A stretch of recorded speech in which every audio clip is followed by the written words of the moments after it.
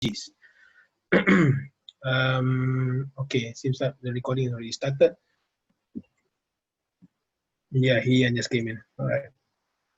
Let me just update it straight away here.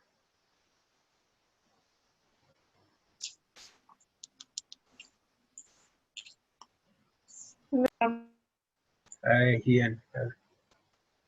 Okay, so Hi. now everybody is in. Okay, can you see my slides? Yeah. Yes. All right, good, thank you.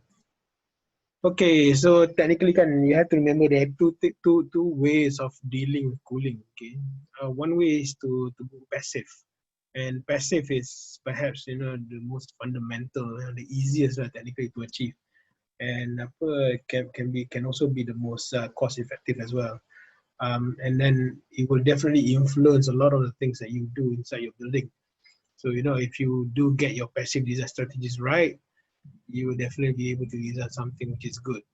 If you don't, then you have to really compensate it with a lot of active design strategies that might eat up a lot of costs later on, especially maintenance costs and running costs. Okay, not to mention the active design strategies can also be more expensive. So all in all, throughout the lifetime of your building, if you did not design your building according to passive design strategies, you'll be implicating on your building owner or building occupant a lot of costs, running costs, throughout the lifetime of the building. Might not be very fair, to the building occupants. Having said that, I do agree that, I know that there are lots of limitations and restrictions, especially for those buildings which are really big or perhaps, buildings which have got small lot sizes, or buildings which are, pretty much hemmed in by many other buildings around it. Or perhaps any other economic issues for instance, like if you design a master plan consisting of residential buildings, normally the developer will want to go and highly maximize on the number of units per acre in order to maximize returns. Okay, and the normal number that people have been banning about is between 17 to 20 units per acre for terrace houses, let's say, which is a lot of houses to cram in. Otherwise, if you build something less than that, if you design something for less than that, then the amount of profit that the developer will make will be less. But having said that, you should be able to design better buildings. So there are lots of balance.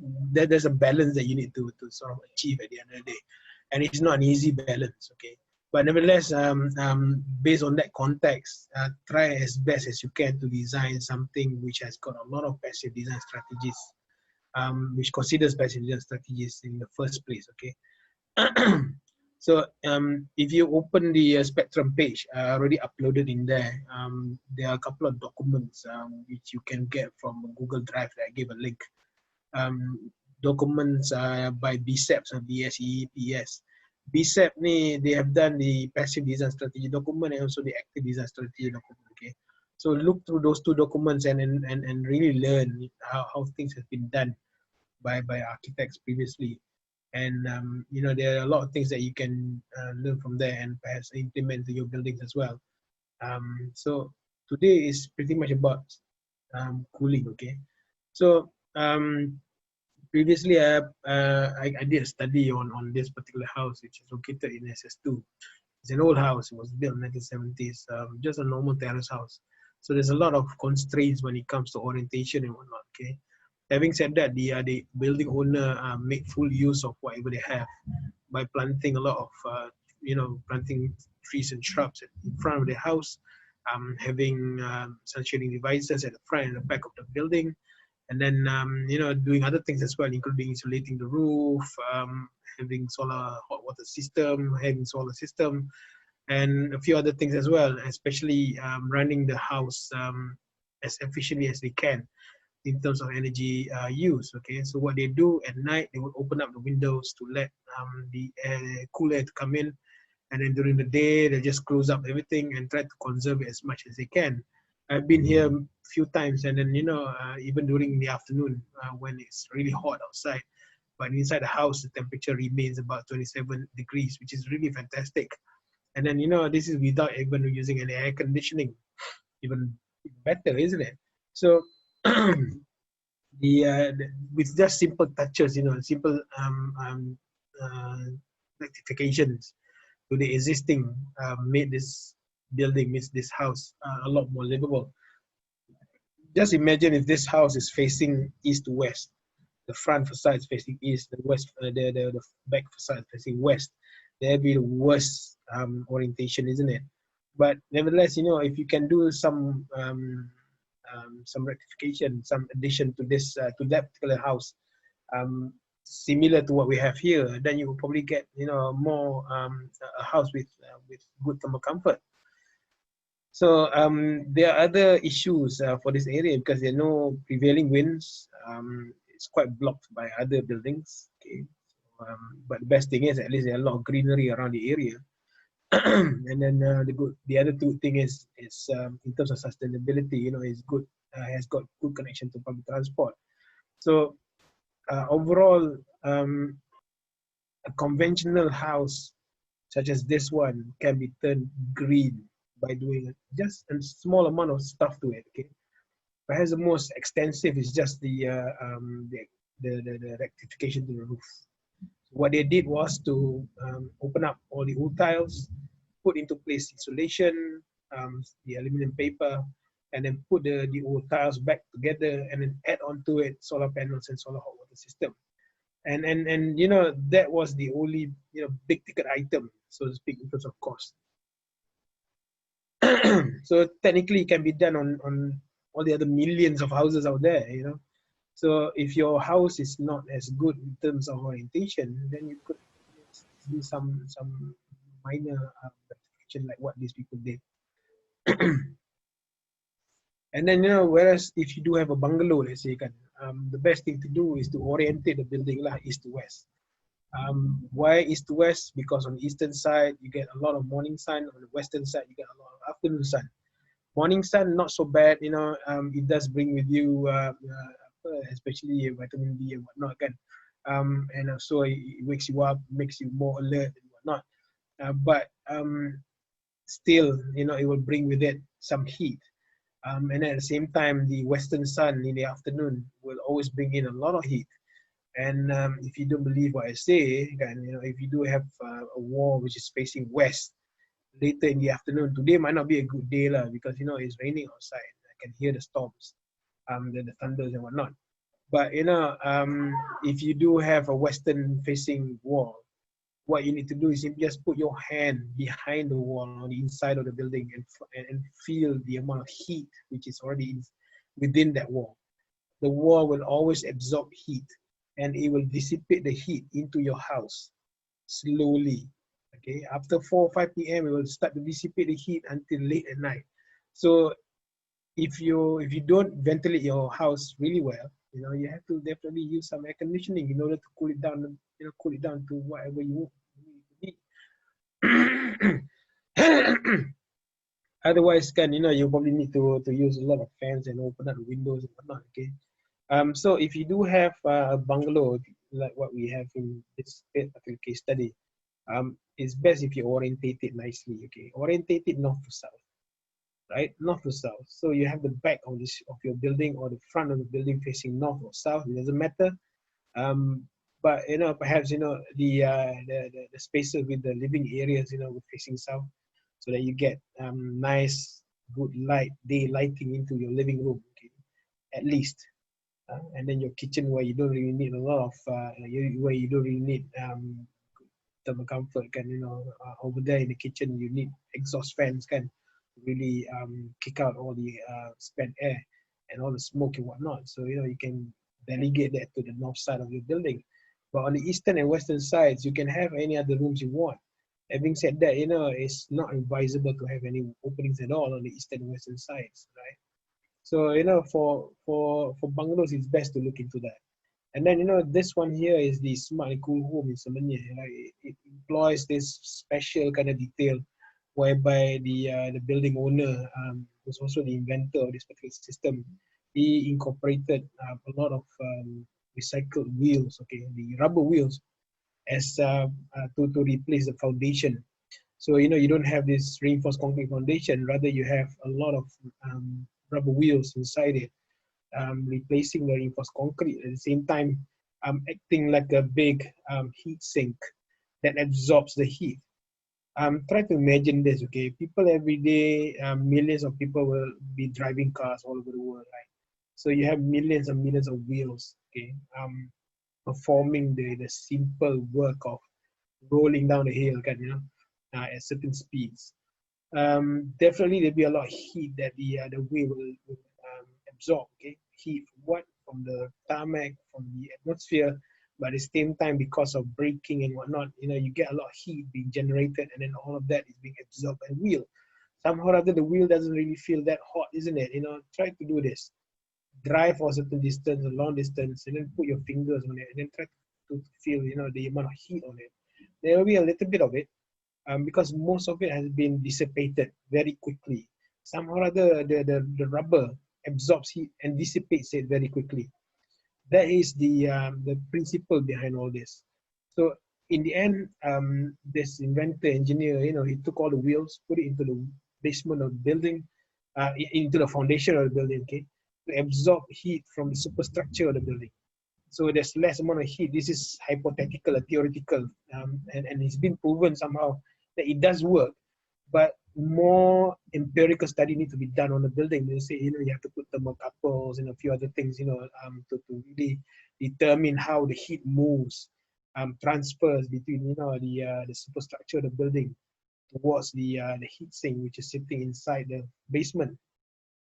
So perhaps in the future something like that can be done, but along the way there have been a lot of studies done by many architects and engineers and whatnot. And then they have also incorporated, used the thermocouple to find out, the amount of heat that has been transferred.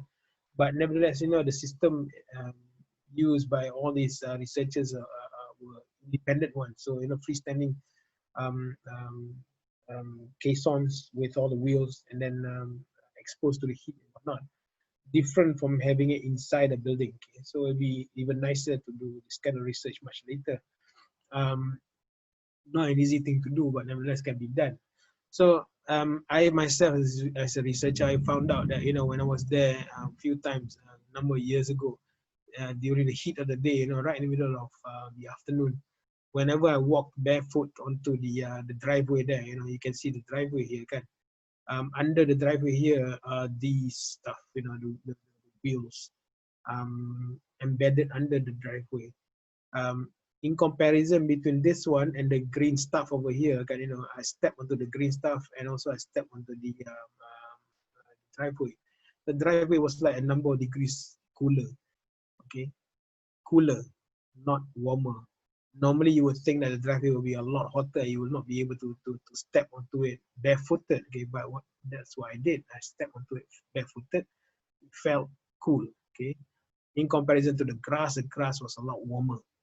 And then I dip my hand into the pool, the fish here. The water inside the pool was really cold. And I didn't do this once. I did it many times. Okay, went there many times as well. And at the same time, I did some simple empirical study there, and then I found out that it does work somehow or other. Okay. But the empirical study that I did was pretty much on the ambient temperature, means the surrounding the rooms rather than the building itself, the superstructure and the walls. So perhaps later on I can do that, But having said that, it's proven. Somehow or other, the building is a lot cooler. There's insulation in the roof. The roof tiles are, bench creek tiles, and then he's got solar panels on top of the roof as well. He's got solar hot water system. At the same time, he also practiced what the other building did, which is to open up at night the windows and let all the cool air to come in, night ventilation, okay, and then not using air conditioning at all during the daytime, which is fantastic. They also have got ceiling fans, okay, and that's about it. Okay? No aircon whatsoever. And it still works. The temperature within the house during midday was, between 27 and 28 degrees. And there's not a lot of trees around the area anyways, so you think that the place will be a lot hotter, a lot warmer than what we have in the other case study. But nevertheless, it works. And then at the same time, because of the wheels are so cool, you know, a lot cooler than brick walls and whatnot. The coverage, the green coverage on the fences, you know, it was really good. The plants managed to grow that well. Okay, if you try to grow this on a brick wall or let's say a concrete wall, it will take many years for it to have a small amount of cover. But this is after like only 2-3 years, and this is the amount of coverage you get. Like a bush kind of thing, which is really good. It shows that even the trees love it. Okay, so besides that, the building owner also have got tinted glass on the windows, and then they're all shaded, ledges are deep. This is to limit heat gain. But to me, the other big ticket item here are the walls, which are made of AAC, okay, autoclave aerated concrete, with a really good U value of 1.091 kilowatt watt per meter square per meter square Kelvin, which is really good. It limits the amount of heat they can transfer through AAC block in comparison to the case study I showed you earlier. That one was a conventional building, okay, so it has got red bricks. So you will get the normal amount of heat which is being absorbed into red bricks and cement and being dispersed or being dissipated into the rooms later during the day and night. But with AAC, you will limit the amount of heat that comes in the first place. Okay, so there's small amount of heat coming in, so definitely less amount of heat being dissipated later on in the day. So that is a win-win situation. At the end of the day, the cooling load within the house will be a lot lower and a lot easier for you to handle. So you might not really need air conditioning at all at the end of the day, right? Even though it's a big bungalow. You can just simply use fans or whatnot to distribute cool air that you have within the house that you have trapped from nighttime ventilation. Otherwise, if you need to use air conditioning, you might not need to have a lot of air conditioning. Okay, so this is good, as a package. And then the same system has been applied at other locations. Up to now, thousands of buildings have been done using the same system. I'm just taking this one example of an existing terrace house with an extension with a new system. Okay, so at the back of the house, the building performs like a conventional home with conventional construction and structures. Okay, in terms of thermal comfort. But at the front of the house, it's incorporated the smart cool home system, so it behaves differently. It's so much more efficient in terms of energy. But nevertheless, because of the demand, for the homeowner, the homeowner here requires air conditioning for lifestyle sake, lah. Okay, so he installed a lot of air conditioning. At the end of the day, the building, in terms of performance, might not be as good as the bungalow, but nevertheless, it does have this DNA of really good design at the end of the day, to allow for good passive design.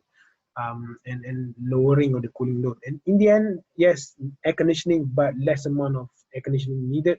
So still some energy savings in comparison to, let's say, the same extension without the smart cool home system.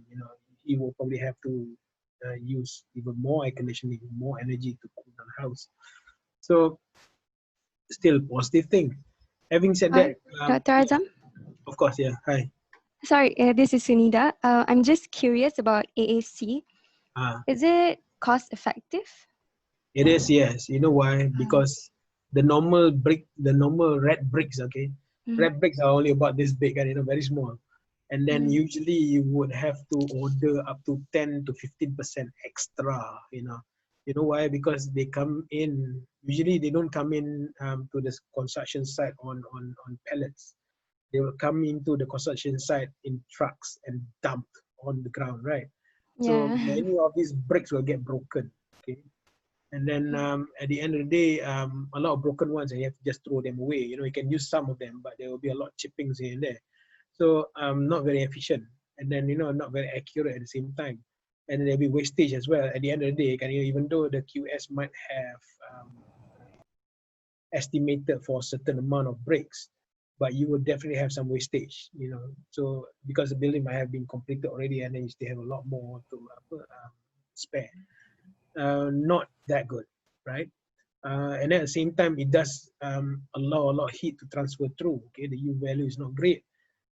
So it allows a lot of heat to go through. It will absorb the heat, and then at the same time, in tandem with the render, okay, cement render on the outside or inside of the building, the U value is really bad. Okay, not as bad as, let's say, glass, but still really bad. And it absorbs heat. It will dissipate the heat throughout the day, from the afternoon until at night. In comparison to AAC, on the other hand, AAC is a lot thicker. Okay, if you imagine the red brick, about 6 of those make one AAC block, and then the AAC block is a lot lighter, even though it's bigger. It's lighter than one of those clay bricks, which is really fantastic. Right. Okay, and then at the same time, the AAC is, although it's big, it's light, it's also somehow or other is a bit soft. You can saw it, use a saw to saw it into shape. So if you do have some corners or some cornices or some whatever details that you want to put into your walls, you can saw the AAC block to shape, so you can carve it out. So less amount of wastage there. You can put a big brick and then just saw out parts of it to make way for certain components that you want to put into the wall. And then at the same time, by using AAC, the finish is smooth. The clay brick is not smooth. You have to render it. If you don't render it, you leave it there as is. Some people like that kind of finish, no problem. But most of the time, it's not very, it's not nice and clean finish, isn't it? AAC, on the other hand, you don't have to render. It's nice and clean. You can render, but the render is actually made of cementitious product, which are compatible with AAC. And then at the same time, you do not need any cement mortar to bind them together as well. You just need to use this liquid, a liquid which is almost like an adhesive kind of thing. You apply a small amount of liquid, which is a special liquid, and then you just simply put your blocks on top. Easy to construct, faster, lighter, less amount of people working on site. And then you can cut it to shape as well. So you have some funny corner details or whatnot. You can do that without even casting with cement. So you just cut your AC block. A lot of, it's a fantastic material. And then previously you have to import it. Nowadays you can buy it locally from Malaysia, because it's made in Malaysia now. There are many buildings being made out of AC now, including our faculty building. Okay, so good thing that we have right now. But to me, the biggest advantage is the U value. Okay, no other material has been able to match it. Okay, so the U value is fantastic. Now it's small amount of heat going through. So similarly, this house here, which is situated in Melaka, also uses AC. And then the owners who are engineers, these are expats, okay, they're from the UK. Somehow or other, they've been living here in Malaysia for quite some time, and they love the place so much they wanted to build their own house. Okay, so they looked into how they can maximize everything. So they were looking into passive solar design and making sure that the orientation of the house fits whatever I was saying earlier. So this is the embodiment of east to west, north to south kind of orientation. So the main rooms are actually facing south. The biggest windows are facing the south, but still the roof has got a lot of overhang. Okay, so whenever you design something in a tropical climate, if it's a low building, you definitely need a big roof with big overhangs. The idea is to really shade your windows from the daylight, from the sunlight, of course. Okay, because with sunlight you get heat. It's lesser of two evils. Okay, if your rooms are darker, you can always just use artificial lighting with LEDs. Small amount of electricity needed there, but at least the cooling load is lower, so you don't have to really air condition the place so much in order to cool it down to a certain temperature. Having said that, if you allow a lot of sunlight to come into your building, for European northern or really southern climate is fine. You need to get that sunlight into your house, into your building, to allow heat to come together with it, not just daylight. Okay, so by doing that, you bring in heat. If you use triple glazing to stop the heat, great. if you can afford it. If you can't, then just shade the windows with a lot of with really deep overhangs. Okay, it depends on your design as well. You know, if you do not want to have overhangs, or if you're doing tall buildings, let's say, and you do not have any provisions, or you do not want to use sun shading devices, then you go for certain window specifications, right? So you might need to use double glazing, triple glazing, low emissivity glass, and things like that. And then on top of that, perhaps sun shading devices, you know, really to shade the building from the heat. Otherwise, if your building is low, like this one or 2 stories high, you can always just use overhangs, right? Easy, and save money on your windows. You can use your normal clay flue glass, save money on that, and then, you know, just shade the window and really set the window in. If you can just about see, the windows are really set in. Okay, is underneath the shading, the roof eaves, at the same time it's set into the building as well. So, you know, by doing so, you will limit even more amount of daylight coming in. But you can always compensate that with LED lighting on the inside. Easiest thing to do, and cheap as well nowadays.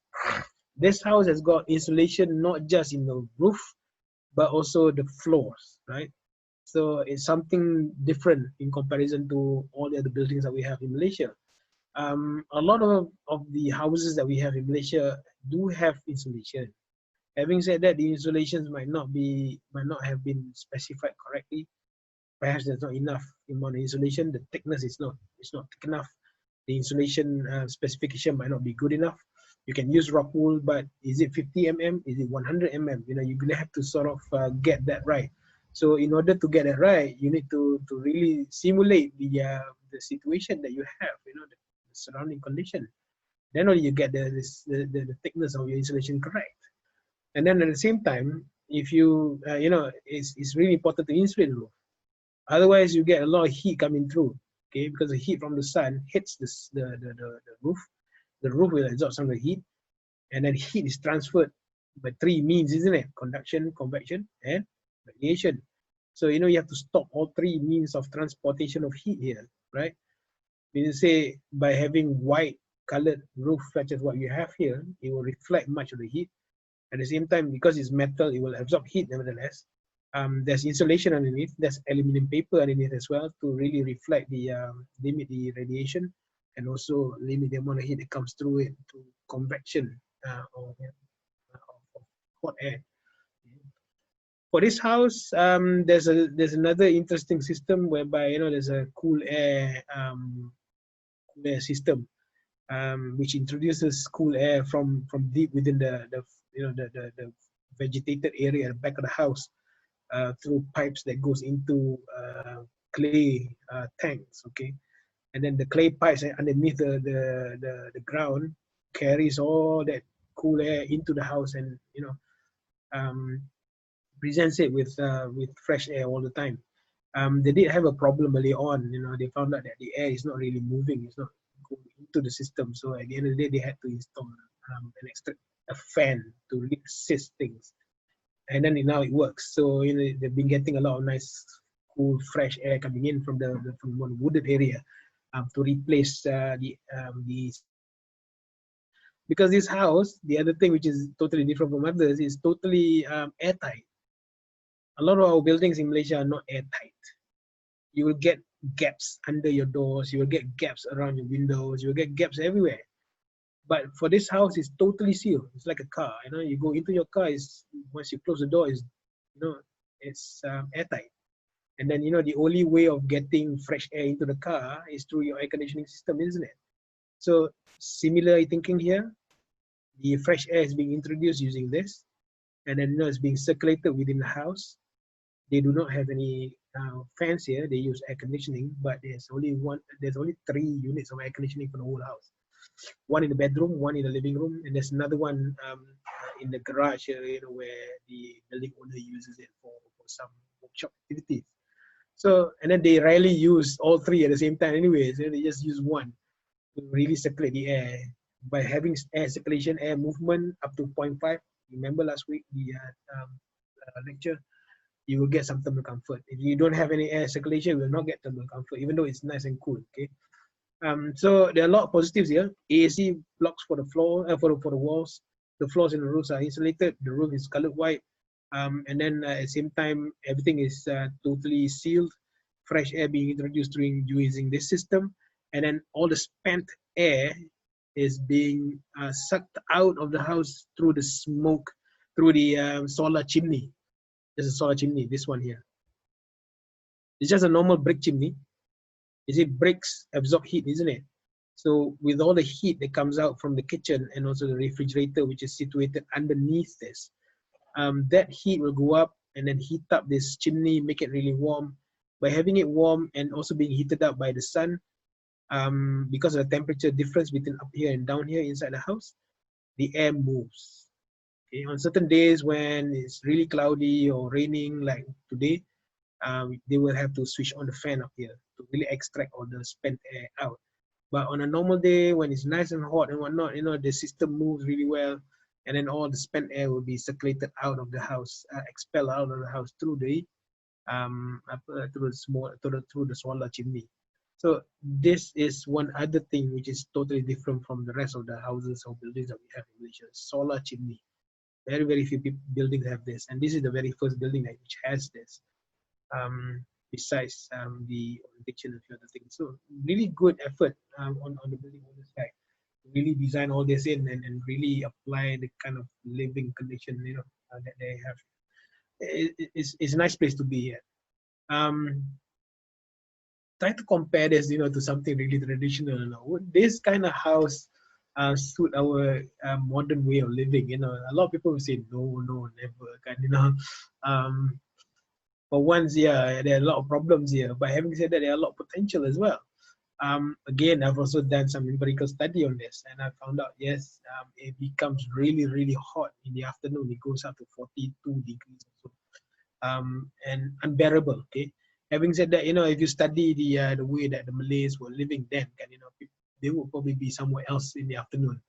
Probably be at a mosque or perhaps under a tree somewhere eating their lunch after working them working in the fields and whatnot, so they might not be in the house anyways.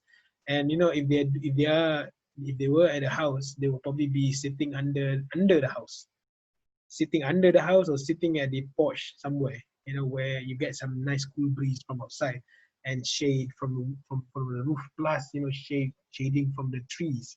So the lifestyle suits that kind of house. Having said that, you can still put insulation into the roof. There's a lot of ventilation going on in the building, isn't it? You can open up the windows and the doors and whatnot to allow air to go in and circulate within the house. And at the same time, you get hot air being expelled out at the top of the house, at the lands, isn't it? And that happens naturally anyways to this kind of houses. And then what you need to do is perhaps implement some active measures in order to help things out. Extractor fans, ceiling fans, even air conditioning if you want to. But nevertheless, there's still a lot of potential here. And then the best thing about this one here, the walls are made of materials which are really light and really suitable for a tropical climate. It will not absorb that much amount of heat. Right? It's as good as an AAC. And then it doesn't dissipate the heat anymore because there's so little amount of heat coming through anyways. Therefore, a lot of positives there. Having said that, lifestyle, you wouldn't be building something like this in the urban area anymore, isn't it? But yeah, interesting note there. You can sort of implement this, and make some improvements to it, some modern improvements to really make it thermally comfortable and suitable for current day and age. So in terms of passive solar design features, for our climate, right? You need shading, you need ventilation, and then the construction will have to be suitable as well for our climate.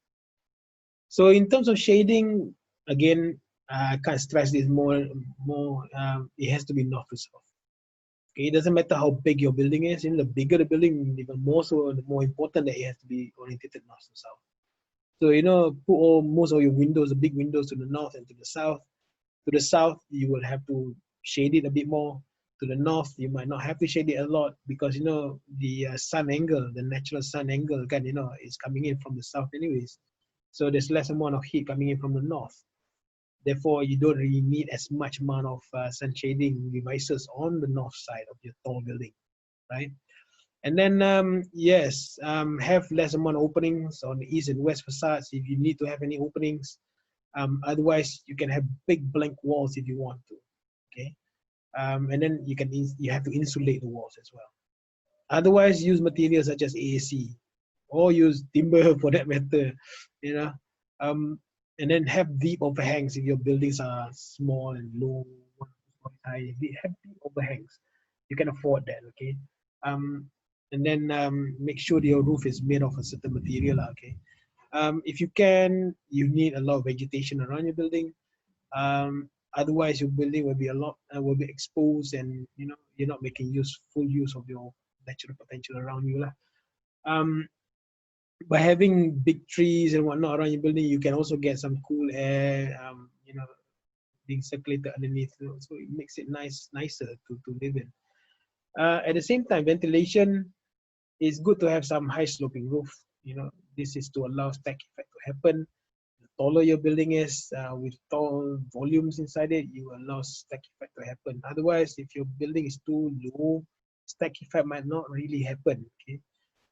So at the end of the day, you might need to have some fans to assist it, okay? But nevertheless, yeah, it's one of those things that you might want to do, okay?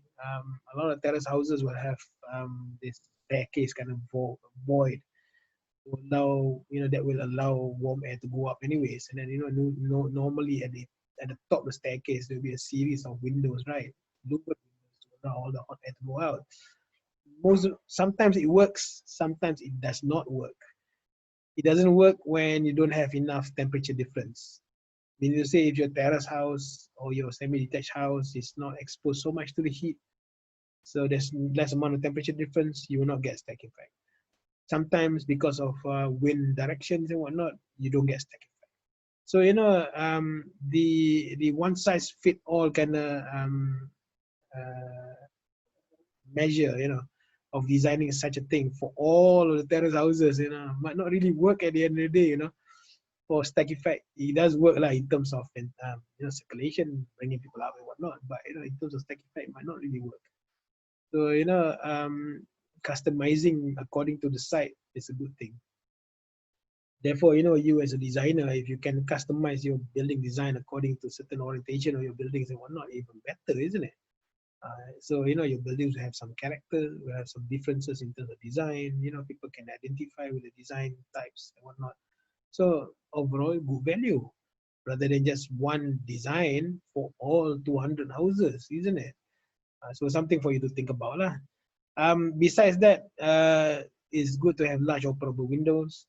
Let's say even if your building is east to west, okay, east to west, and you don't have any choice, and then you have to have big openings anyways on the east and west facade. Okay, by all means, go ahead and do it. But keep in mind that you will get a lot of heat in the morning and a lot of heat in the evening as well. So how are you going to deal with that? Perhaps look into sun shading devices and whatnot. Perhaps doing some green facade to really filter the daylight coming in from both sides, but still allow it to be opened up to get some air to come in, right? And then how are you going to deal with all the warm air that comes into your building? Would you just circulate it with your fans?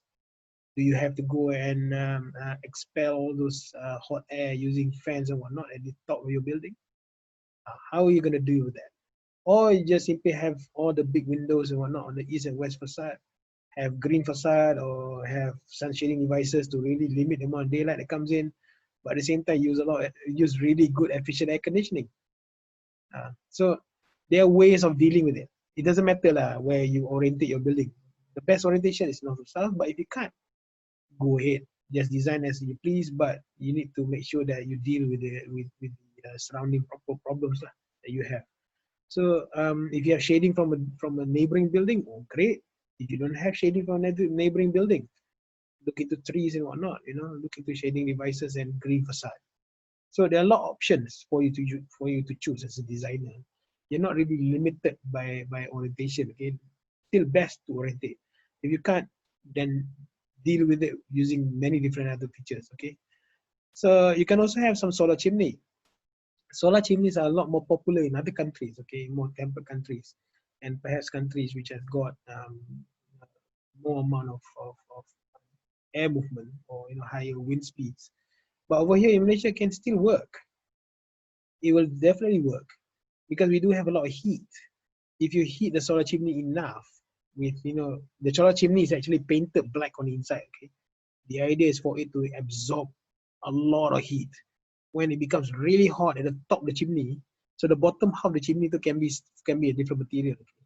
But the top half too has to be brick walls, or concrete for that matter, painted black with glass on top. Okay, the idea is to make it really hot.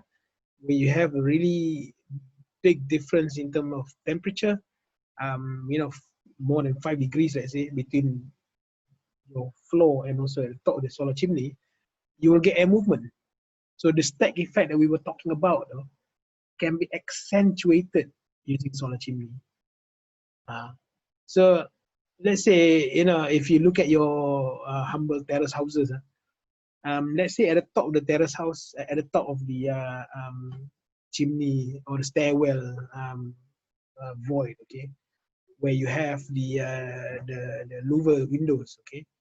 Why not the louver window? You just replace it and then make it just big opening, and then have an extension on top of the flat roof, a solar chimney extension.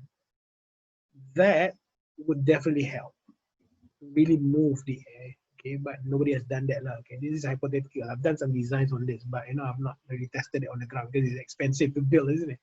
But nevertheless, in the computer it might really work. Why not you try it yourself later on, okay, and see if it works. And then besides that, if you can do the Japanese thing, by having less amount of partitions, even better. Even the old Malay houses, there will only be one segregated room, which is the bedroom. Other rooms are not segregated at all. It's totally open plan, right? The living room is connected to the middle part of the house. It's connected to the kitchen. Usually there are no doors. If there are doors, there might be some doors, for some, but most of the time you don't have any doors in between. So the only room with a door is just one bedroom. Okay, open plan. It allows air to circulate. Remember the house I showed you in Malacca, this one? In this house, all of the doors are actually like bar doors, So you've got glass doors. The owner somewhere that like glass doors, okay? Perhaps it's to allow a bit of light to go to permeate through the house anyways. So they have glass doors, and then the glass doors are actually only hanging in the middle, okay, with a big gap underneath to allow cool air to move. Cool air is sitting down at the bottom, right? Warmer air somewhere at the top. So at the top of the door, it is also open. So really radical way of thinking about air movement within a house. Still allowing a little bit of privacy because you still have got a door and it's frosted kind of finish. But nevertheless, there's a big gap underneath and big gap above lah. For that house, it's okay. Just a couple living in the house. If you do have a family or not, you might have to think about that. Having said that, if you look at older houses in Malaysia, modern ones, you will see that they will probably have some louvers near to the bottom of the door, or some louvers near to the bottom of the walls. Sometimes it happens at the top of the wall. They have louvers there as well. Really long louvers, kan? So you've got doors, you've got louvers above it, you've got the walls, all the walls have got louvers above it. And the louvers are not made of glass. The louvers are usually made of timber or wood. Okay, and that allows ventilation, air movement, but it doesn't allow people to peek into the room, isn't it? So something for you to think about. So people have done this before, but somehow or other we are losing it. We've lost it. Nowadays, all the houses will probably have walls from the floor right up to the ceiling, solid, no openings whatsoever, and then the doors are solid as well. And then people love solid doors because they say that we do not want any noise to travel or whatnot. Yeah, noise is one thing, but having said that, ventilation is perhaps more important. So you as a designer, you decide what you want to do lah. Okay. Examples are abound. There's a lot of it around us. In the 1950s, 60s, 70s, 80s, people were building with louvers near to the bottom of the room and the door plus at the top. But nowadays, that's gone somehow or other.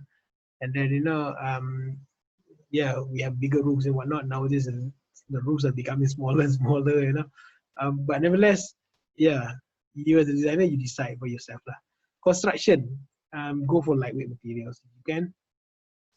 But if you can't, you still want to use brick walls and reinforced concrete, why not? Go ahead, by all means, but try to shade it, okay?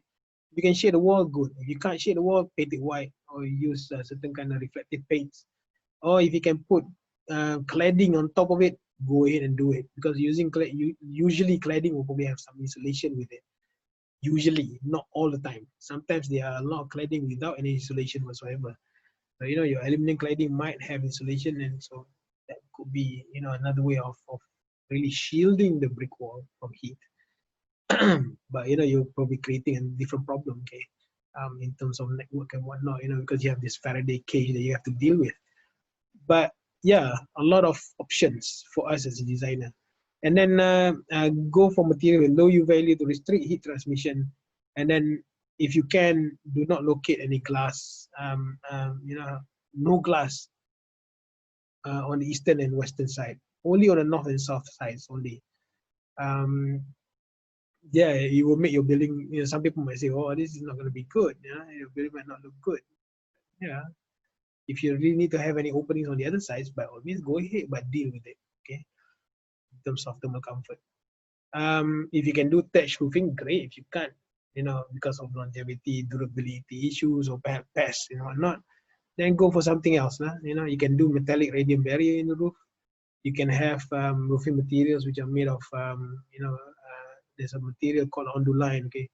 Onduline is good because it's got a really good U value. It doesn't really allow a lot of heat to come in the first place. It's not like metal.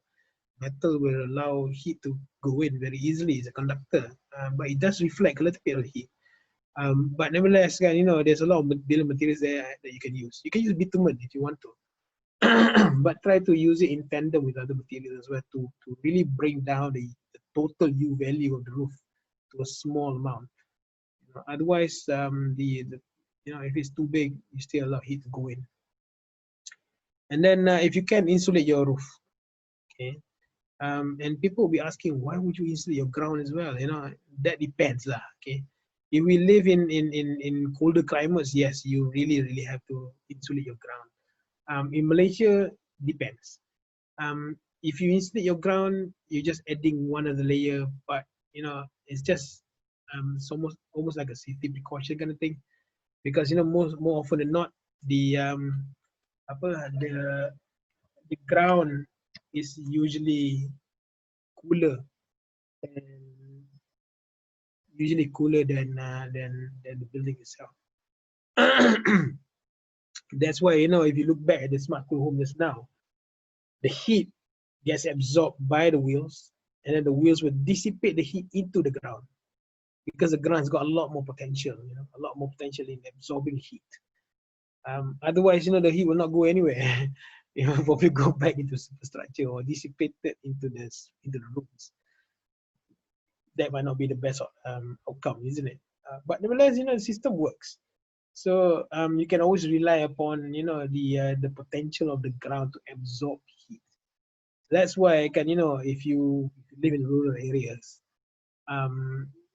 especially if you live in houses on stilts, and let's say your family have extended the house and carved out a space under the house into the ground, that space will be a lot cooler than the space upstairs. And if you can treat it like a tank. If you put a tank of water in there, the water will be really cool. If you don't feel that this is not right, you just go and try it yourself lah. I can assure you, you feel that the water will be a lot cooler. The situation down there under the house will be a lot cooler as well in comparison to wherever else. Not just because of the shading, but also because of the ground, absorbing heat from you. The ground is a much bigger heat sink, okay? So, now with passive design strategies, okay, there's a lot of ways that you can deal with the solar radiation that we have.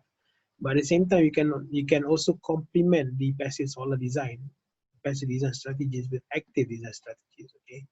So what are they? Low energy and high energy. Again, there's no middle energy. Okay? It's a low and high. So for low energy, that you know, active systems that use low amount of energy to run, chill beams. You remember the CH2 building that I showed you, situated in Melbourne? That one has got chill beams inside it. Okay, chill beams might be really good in temperate climates or in subtropical climates. In the tropical climate, you will require an extra features in order to make it work, because our biggest problem has always been leakages of air. Okay, air leakages into the building. So our buildings are not tight, are not airtight.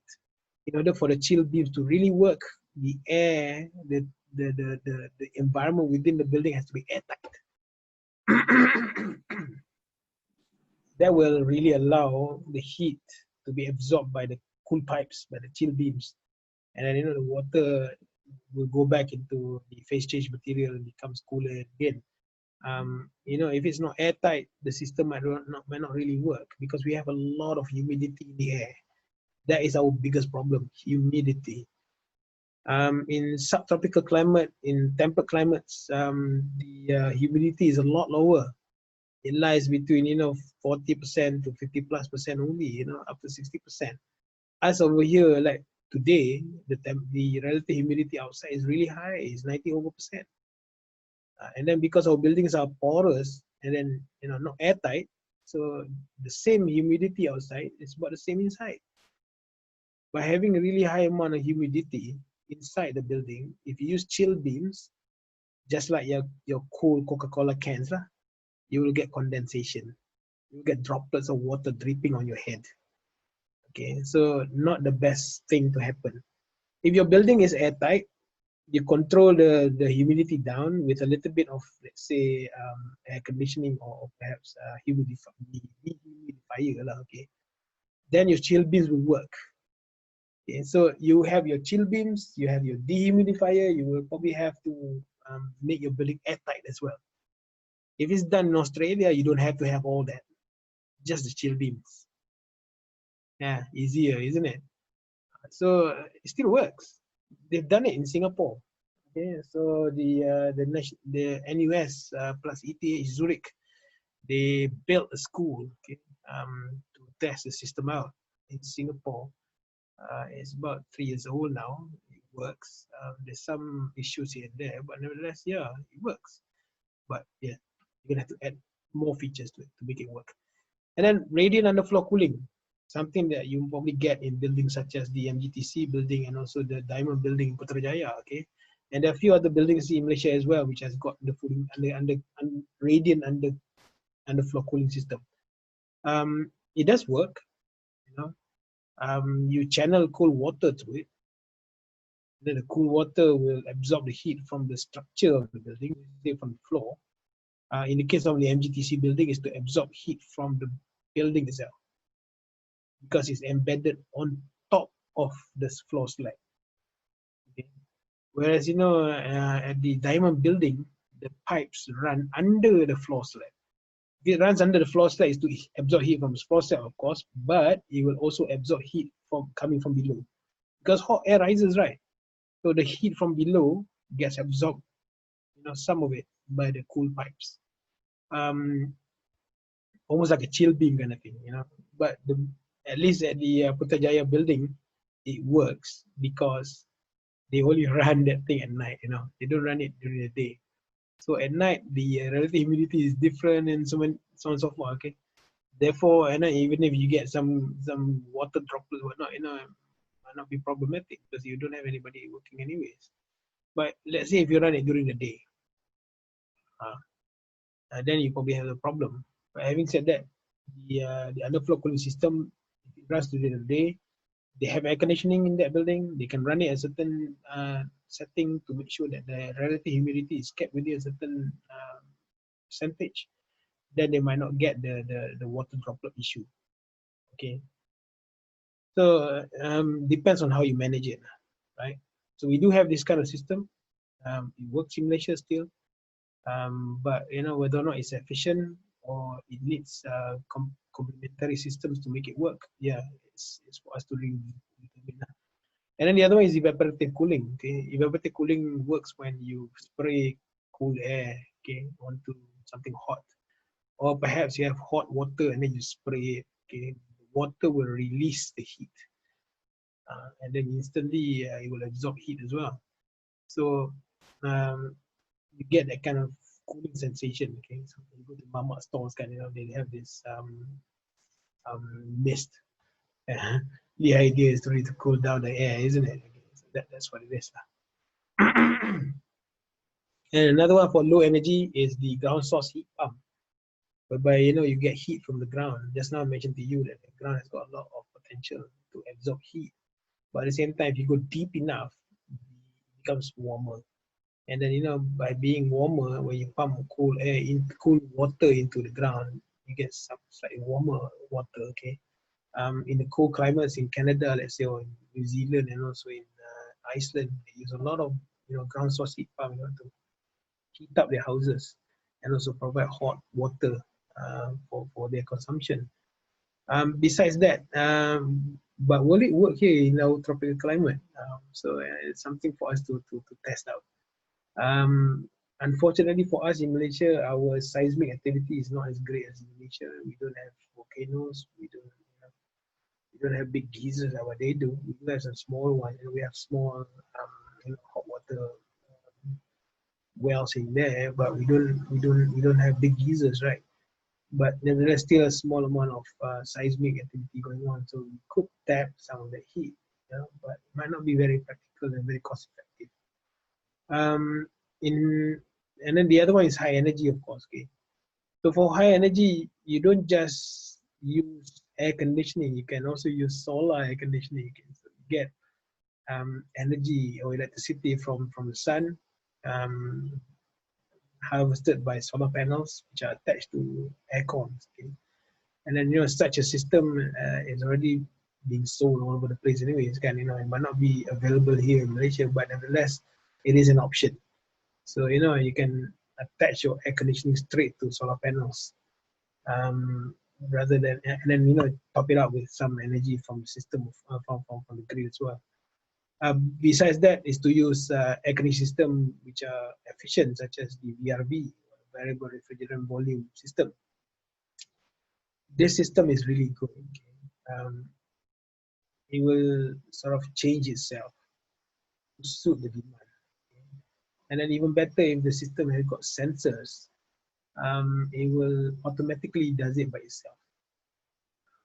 So for let's say our air conditioning system at the faculty building, okay, it's a VRV system, and then you can control it from many points.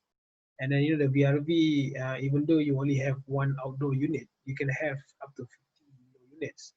So, and then all of them can be independently controlled at many various temperatures or settings, and the outdoor unit can handle it. Okay, because it sends out variable amount of refrigerant to cool down the space. So it's a lot more intelligent than the normal central aircon system. The central aircon system is just one size fit all kind of thing, and there's only one big button to switch it on, and also one thermostat to control the temperature. So you don't get controllability. It's so in some rooms it'll be a lot colder than other rooms. So those rooms which do not have a lot of windows will be really cold. Those rooms which are facing south might be really warm, or facing east and west for the matter might be really warm. Not enough cooling, and then you probably need more diffusers and whatnot. So there are a lot of problems now with central aircon. Not very flexible at all. Okay. Nevertheless, it's the most reliable system. Let's get that right first. The engineers love it because it's reliable. Okay. And then it will pump a certain amount of coldness to all of the rooms at the same time. So that's the best bit about central aircon. Okay. But nevertheless, you can't control it. You can't customize it to various room sizes easily, as what VRV is able to do. So go for VRV if you can, and then VRV is becoming the norm nowadays. Okay.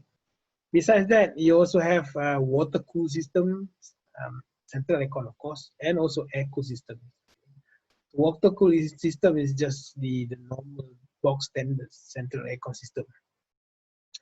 Nowadays, the central aircon system is also becoming a bit more efficient in terms of energy, but nonetheless, it still eats up a lot more energy than VRV. And then it also eats up a lot more space in comparison to VRV. Noisy as well. The ecosystem is even noisier, right? The outdoor unit for an ecosystem is really, really noisy. So for some buildings, might not be the best solution. But nevertheless, it depends. If you have enough amount of air movement around your building, and then you're quite, your budget, your building budget might be a bit tight. Rather than going for a water cool, you go for air cool system. Okay. So coming back to low energy, in terms of chill beams, at the CH2 building, chill beams are located within the office floors. And then you get cold water running through the phase change material in the basement, and then get pumped up into the offices. And then the cold water will absorb heat, which are trapped by the metal collectors. Okay, they look like light diffusers in your office. So you collect all the heat, much of the heat. Okay, not all of it. And then the water turns warmer, and then it gets channeled back down to the basement of the building through this shower tower at the front of the building. And the shower tower, that in water, when you change the shape of the water from the form of the water from liquid to vapor, you will lose energy, isn't it? So you lose much of the heat. The idea here is not just to lose the heat and let the phase change material do less amount of work to cool it down, but it is for longevity of the phase change material, but also to heat up the space in front of the building. So it's a good idea on the architect side to do that, because this is then there's a narrow alleyway here, there's another building here, and then they wanted to keep the narrow alleyway warm. Even in cold Melbourne can get really cold. It's almost like very European in terms of climate. So when it's warm here, people love it and being around this area. And then they have restaurants and whatnot underneath, so that is even better. Therefore, the water turned into vapor and then collected again underneath, and then channeled back into the basement where the exchange material is, cool it down, and then pumped back up into the system. So most of the heat gets absorbed by the cool water, of course, but the rest of the heat, they get sucked out of the building through this wind turbines at the top of the building, which acts like an exhaust system. So it gets blown by winds, and then by being blown, it sucks everything out from the building.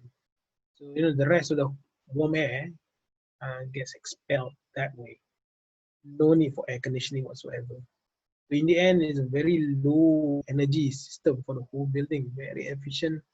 But it works in this particular climate. For our climate, like I mentioned earlier, you're gonna have to tightly seal the building, and then you need to look into control the humidity in the air. Otherwise, it will not work. So good system overall. Okay. This is how it will probably look.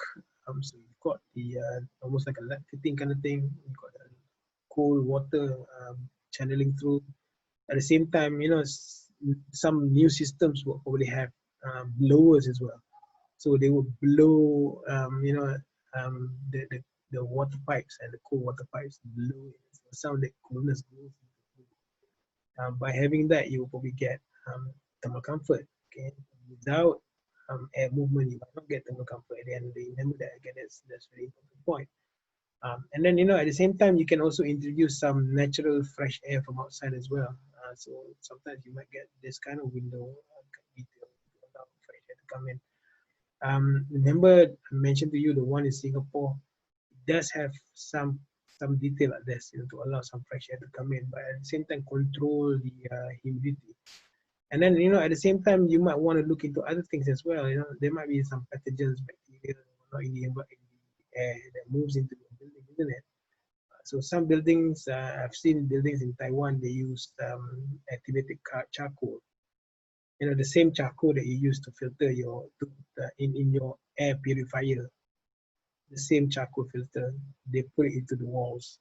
The idea is to absorb all the pathogens and whatnot in the air. Okay, so something for you to learn about as well, you know, to implement inside your building. By doing so, you know, you should be able to sort of clean the air and you know, limit the spread of diseases, isn't it? So perhaps, you know, in the future, in order to make your buildings COVID-19 proof, or perhaps pathogens or bacteria proof, you know, look into carbon, charcoal, activated carbon filters. Okay, put that in the windows or put that into your walls and whatnot, right?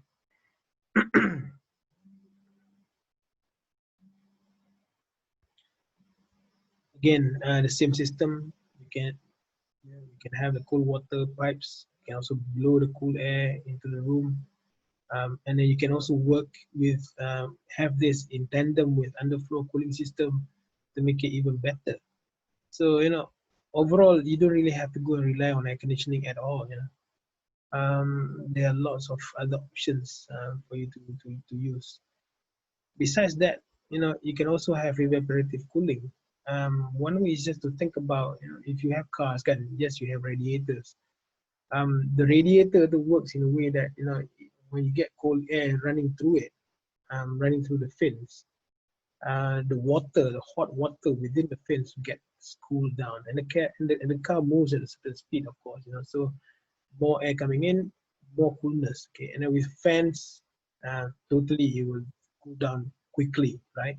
For cars, yes, of course, you need that kind of system. For buildings, you might not really need to have fans and whatnot to cool down the water as fast as you need. So why not look into, you know, having something like this, meshes and what, the copper mesh and copper film that allows water to move in, and also air that cools down water, and then channel the water back into your building. So people have tried this before in other buildings. Okay? So it does work. Ground source heat pump mainly is to heat up the building. Okay, so for cold climates, yes, you pump in cold water or just normal water into the ground at certain depth. The ground will heat up the water, and then the water gets channeled into the building.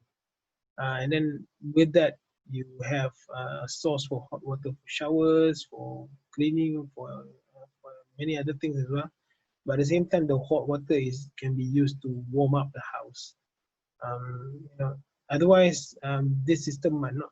Yeah, it doesn't really work in climate, but nevertheless, you know, it's really useful in other climates. One of the things that I'm really intrigued about is the Trom wall. You know, I'm not sure whether you've heard it, but the Trom wall is one of those things that have been implemented in colder climates.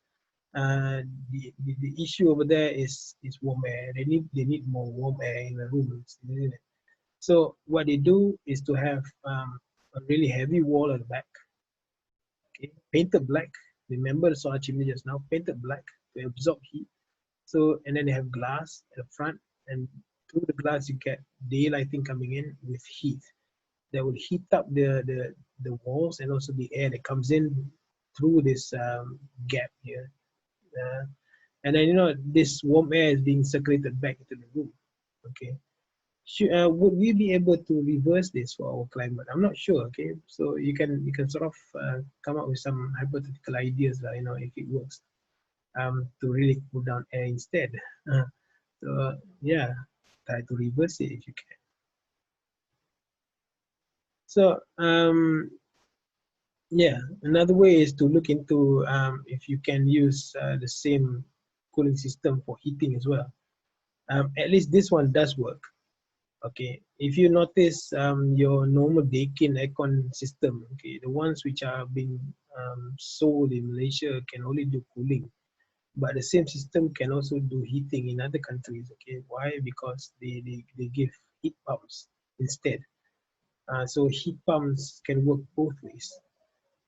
In warm climate, they can cool down the space. in cold climate, they can heat up the space, right? So that kind of flexibility might be needed for some areas in Malaysia. Okay, not all areas, of course. If you go to Cameron Highlands or you go to Fraser Hill or some highlands in Malaysia, yes, you might need to have that kind of system. But the rest of the country, yeah, easily you can just go for normal aircon. So what about active cooling systems? So for active cooling systems, you would need to look into two ways. Okay, one is low energy again, the other one is high energy, of course. So for active cooling strategies, why is this the same?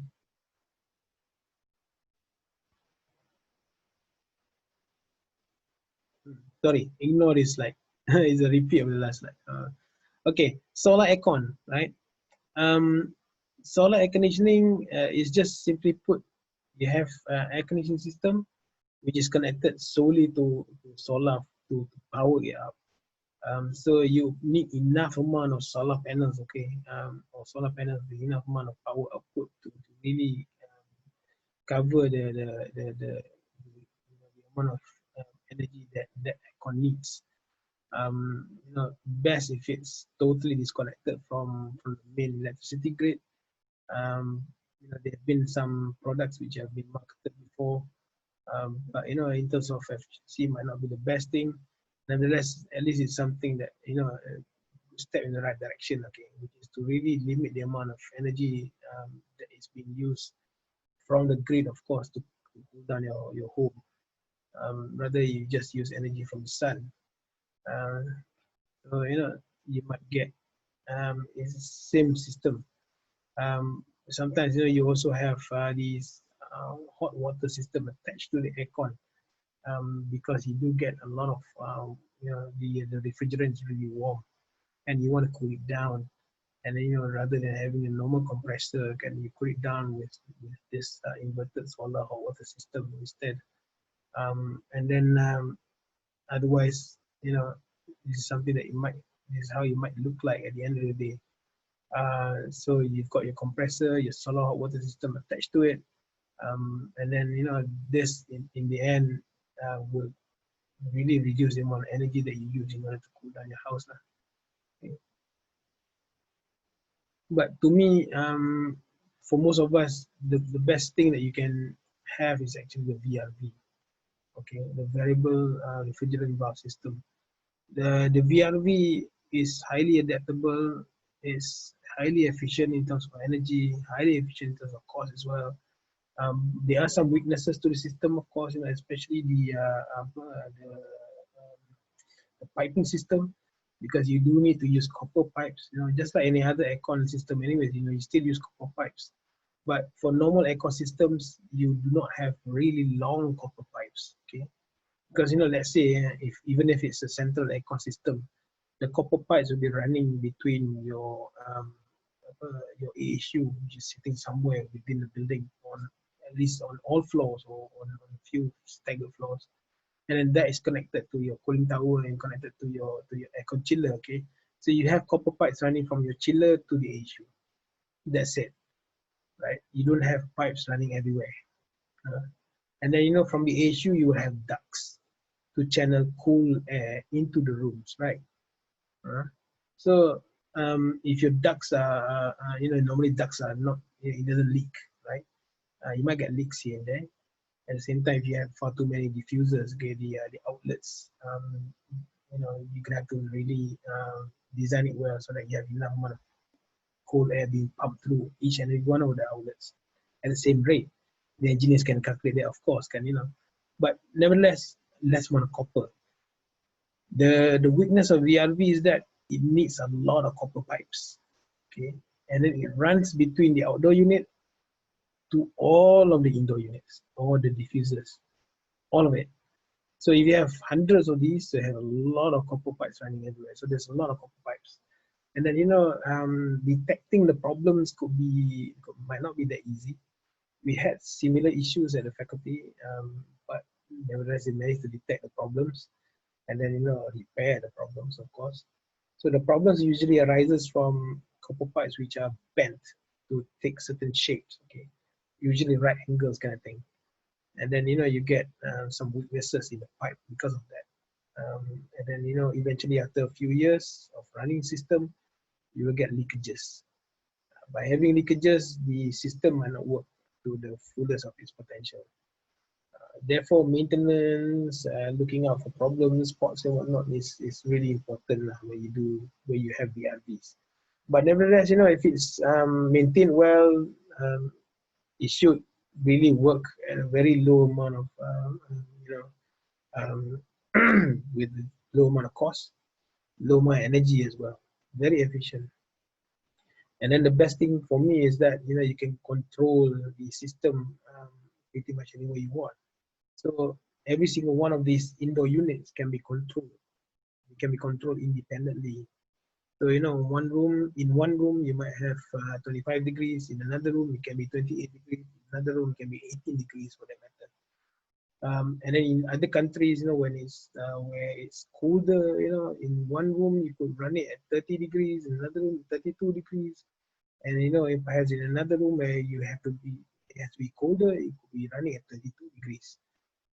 So it does that heat pump work. Very, very flexible. Okay. And then even better, new VRV systems are coming in with sensors as well. So you don't even have to go and, you know, flip the switch by yourself. You know, you don't have to go and control it by yourself, pressing on the panel, on the control panel. Just let the system, you know, sense the indoor environment, and then it will change the amount of refrigerant accordingly. It makes it colder or warmer accordingly. Okay, so right now that kind of system in Malaysia you probably get for split aircon units. For split aircon units, you get Econavi, let's say, you know, which is really, really efficient, and it detects a lot of people within the room, and then it will, you know, increase or decrease the output of the aircon accordingly. But for VRVs, you're not seeing it yet in Malaysia, but in other countries, yes, you get same system with sensors. Highly, highly efficient. You know, perhaps the not the future. You know, this is something that we have to use right now. Okay.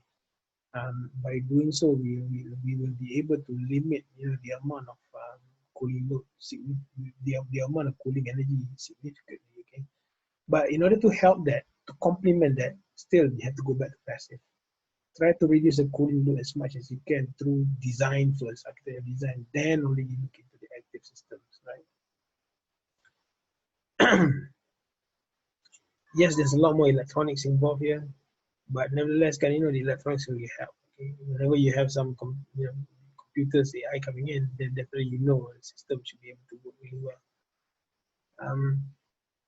And then, you know, this diagram describes it really well. Okay, it shows that in some rooms you can have cooling, in other rooms you can have warming, but at the same time you can also have an indoor unit such as this one, or even ducted unit.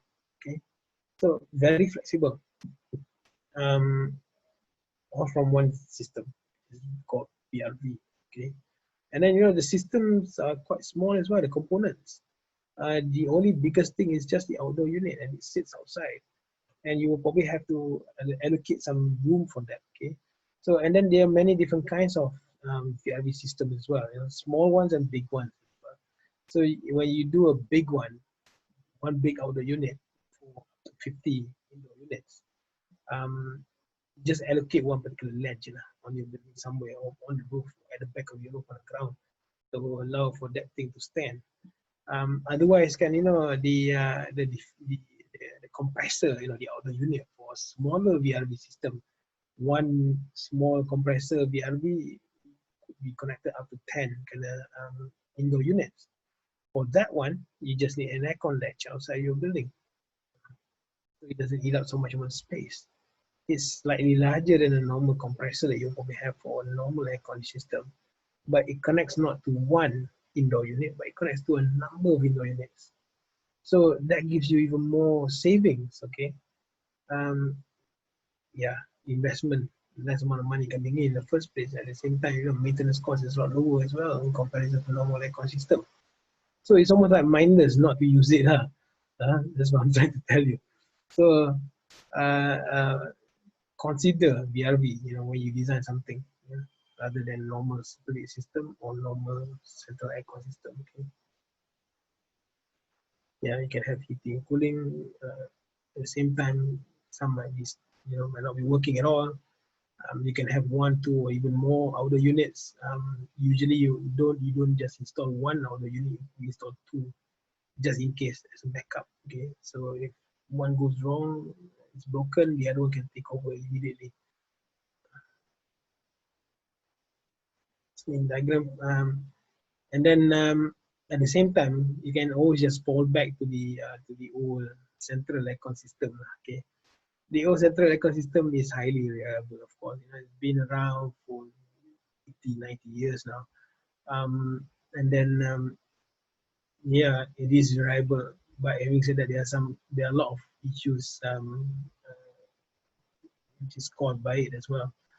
And then if you remember, the SARS pandemic in Hong Kong a long time ago, it was pretty much caused by central aircon system as well, because of dirty cooling towers that they have in Hong Kong. Okay, pigeons, whatnot, pooping into the cooling tower, and then the water inside is really dirty, and then it gets distributed in there. So don't go close to a cooling tower if you can. Whenever you see a central aircon system, do not go close to it. If you need to go close to it because you need to do maintenance and whatnot, you need to wear some protective equipment. Okay. The cooling tower need to be cleaned up regularly. Okay, but cleaning up, you don't just limit the amount, the possibility of spreading diseases and whatnot, but you also make the system more efficient. Okay, because the air, the warm water doesn't have to be cooled down. It doesn't need much more energy to cool down. And then at the same time, you have chiller, you have other parts to the central aircon system as well. You have the air handling unit, which are rather big. Okay, it's not a small unit. If you have a certain size of a building, you have a certain size of an AHU. And then sometimes you might need to have two AHUs per floor as well, because your floor might be big. Or perhaps your floor is not big enough, it's small, but it's really narrow and thin. And then, the ducting cannot go that long. The VRV can travel up to 300 meters kind of thing. But for air handling unit in the central aircon, there's a certain distance for ducting. Beyond that, you can't have it because the air AHU might not be able to pump enough cold air. So there's a limitation to the distance when it comes to using central aircon. Otherwise, you need to have another AHU, not just one but two AHUs per floor. You're adding weight to the building. You're adding more copper pipes, of course. You're adding more vibration to the building. At the same time, you're taking up, the AHUs are taking up more spaces than you need. So the negatives lah, when it comes to comparison to VRVs, which can be easily mounted into the ceiling of floor standing, rather than central aircon. I personally will probably go with the VRV. But having said that, for large spaces, for instance, like a big auditorium, large auditorium, theaters, cinemas, really big halls, shopping malls, really large open spaces and whatnot, you need central aircon. There's no choice. You know why? Because the VRV is not strong enough, it's not powerful enough to cater for such large spaces.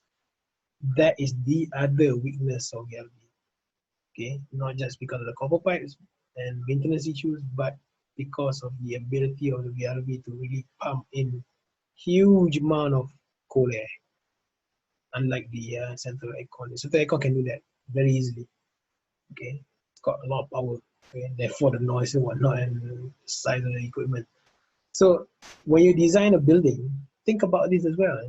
You might have, for now you're doing an office kind.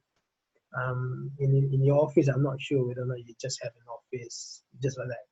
Perhaps you have an office, you have an auditorium as well, you have a bit of retail area, whatnot, So definitely you will have two different kinds of ecosystem there already. or just one? Is it just our central aircon? Or you need to have VRV for the office tower, which can easily be done. Or, and at the same time, you might have to have central aircon for the rest of the building, for the big spaces and also for the auditorium and whatnot. So you have to allow space for all this equipment. Yeah. Otherwise, your design might not be correct. Okay. So think about that, right? When you design your central spaces, your big spaces within your building, your current designer, okay, auditorium, hall or whatnot, they would definitely require a central aircon. And then, if you just have one big space and to have one central aircon for that alone is a really waste of money. It's a waste of money. Okay, so consider that as well. um, it's a balancing act, not an easy thing to do, but it's something that you might have to consider. So don't just dump the central aircon system. Learn about it, think about it, try to design it into your system, into your building, and try to make it as efficient as you can. Make sure your cooling tower is situated in a nice shaded area, well maintained, very easily to get to as well to maintain. The chiller can always be in the room locked up. Okay, it doesn't really need to have daylighting whatsoever, but at least allow some air to move in, enough amount of air. And then I found out, from my study at the Chancellery building, the air handling units over there being choked. They don't get enough fresh air. And by not having enough fresh air, the air within the building gets really damp. And then, there are some other issues as well.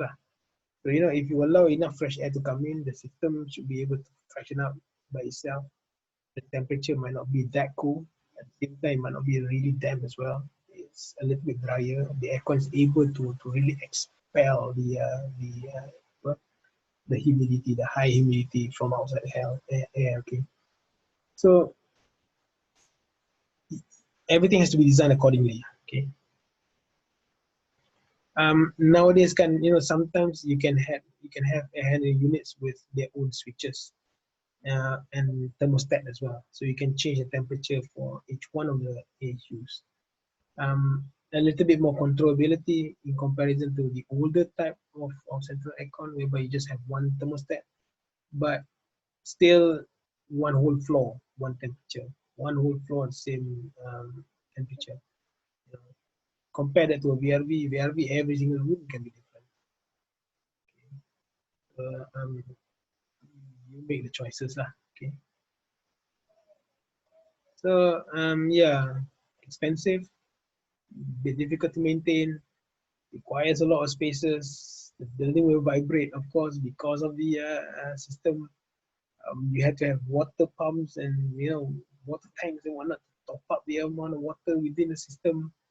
Make sure the water is clean enough as well. If the water is not clean, the system might not work really well. Enough amount of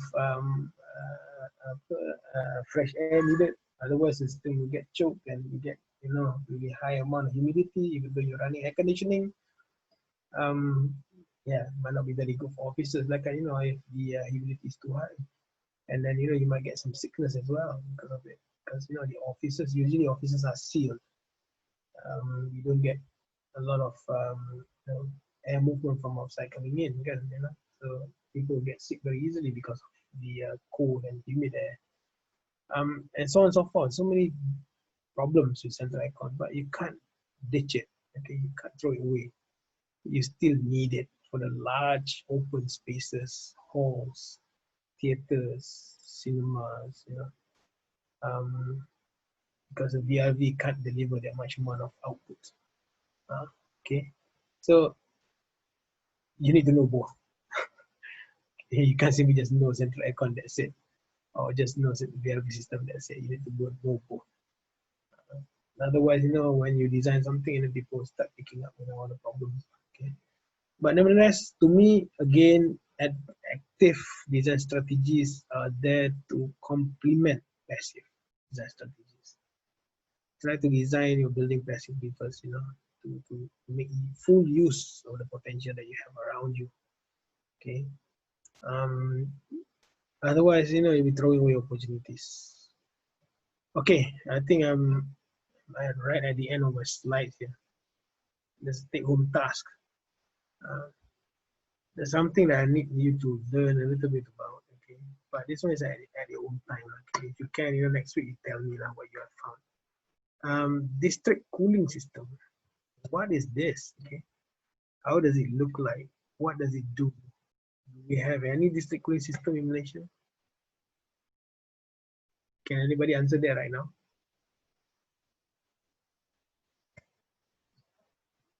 Do we have any district cooling system?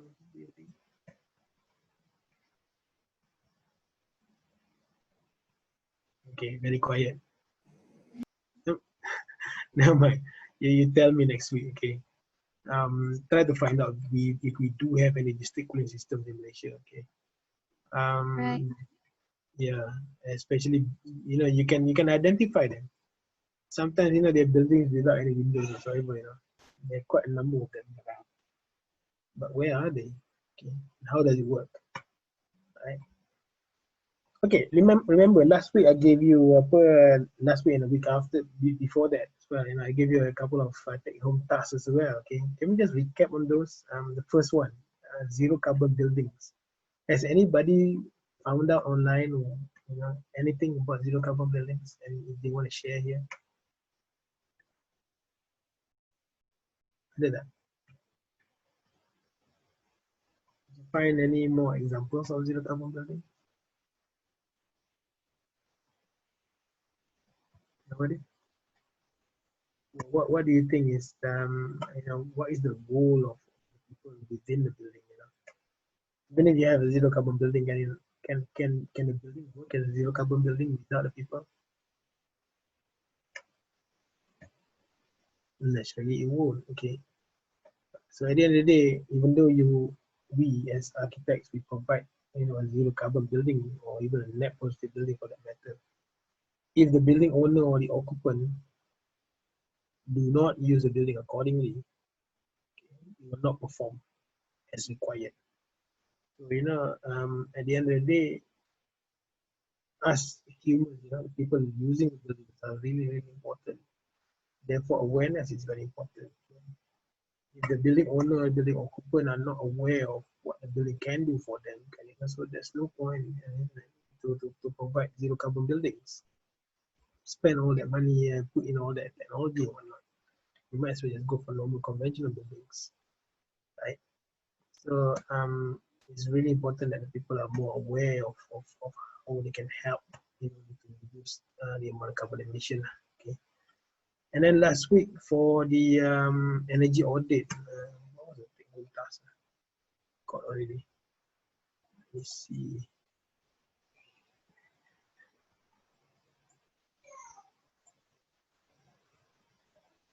Oh, there was there aren't any. Okay, never mind. So for this one, you know, district cooling plant, try to find out if you can. I'm sure you'll find some examples, okay, and then explain to us, lah, you know, not just to me, lah, but explain to everybody what it does, okay, and what kind of benefit you will get. Because, you know, for us in the university and also in context of your assignment, would district cooling really have something for you to think about, lah. Otherwise, you know, there's no point using district cooling. Okay? Otherwise, yeah, that's about it today. Though. Any questions? Dr. Azam? Yes, sorry, Rita. maybe I can share a bit about the zero carbon building. Okay, great. Yeah. What did you find? So I found this TED Talk. I don't remember who was it, but he used the concept of generating energy, like having money before you buy something. So you have to have enough money for you to buy something. So you have to have enough energy generator for you to generate energy. And then it's the J. Craig Venter Institute. Right. So it's a laboratory. So he said laboratories generate the most energy out of all building typologies. Mm. So what he did was he used the same concept. He measured how much energy he can generate first on the site. So he measured how much solar panels he can put and stuff like that. Okay.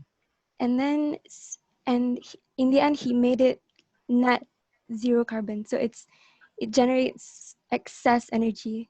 So for a laboratory to accomplish that, that is really, Of course, yeah. yeah, he said that any building can do that if a lab can do that. Yeah. Of course. Yeah, because labs usually eat up a lot of energy. Okay, you see, even on our own campus here, kan, we have a lot of labs. We have labs at science, we have labs at engineering, we have labs at the HIR building. Okay, and all these labs, most of them will eat up a lot of energy. But none of them have solar panels. Okay, so they're totally using our electricity from the grid. And then, we're talking about really large machineries here. They're like factory kind of machineries, and they do eat up a lot of energy. And then they run like 24 hours a day all the time. Okay, and quite noisy as well. So by generating enough electricity, at least you're taking care of that, isn't it? So yeah, if you can generate enough electricity for lab, definitely you can do so for other buildings. Sunida, why don't you put the link to that TED talk, into Spectrum? I think I opened up one um, called no, chat. There's one chat kind of Oh, all right. in Spectrum within Let me check it out. 6101. Yeah. So what you do, you go into that chat and then you just simply paste it there. Paste the link. Oh, I have to go to the course. Yeah, you go to the course first, okay. and then find the chat and then you just paste the link there. Okay, hold on. And then the rest of you can also do the same. Let's say if you don't want to share it here, you can also share it through there. Anything you find out interesting stuff, on green buildings, on anything, you just paste it there, okay? So at least not just you, myself can learn as well. And then the rest can learn as well. Because this is a fast changing kind of area of study. Okay. I'm sorry, Dr. Azam, I can't find tak the apa, chat. okay. In that case, it's okay. Nanti later on, I'll look into it. I'm pretty sure it's there. Perhaps it's still hidden. Nanti I'll just open it up and Okay. you guys can paste it there. All right, So, thank you, Doctor. Yeah, thanks. Anybody else, you're gonna have a comment or feedback or questions that you want to ask?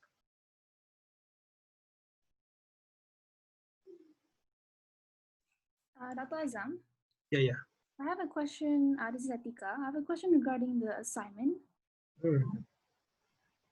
For the first part, the diagrams and drawings, do the diagrams and drawings have to relate to like the calculation and the ROI, or is it just the proposal based on the tool that we selected? It's the proposal, concept. The proposal. Yeah, it's just a concept. So I mean to say your concept could be like, if you wanna, could be just diagrams. It could also be architectural. It depends on how you want to present it, okay?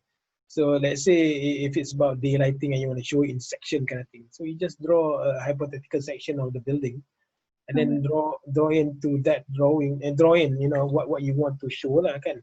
In terms of daylighting, you want to, if let's say you want to bring in more daylight into the middle part of the room, into the studio, how would you do it? Okay. Right now, you won't be able to do so.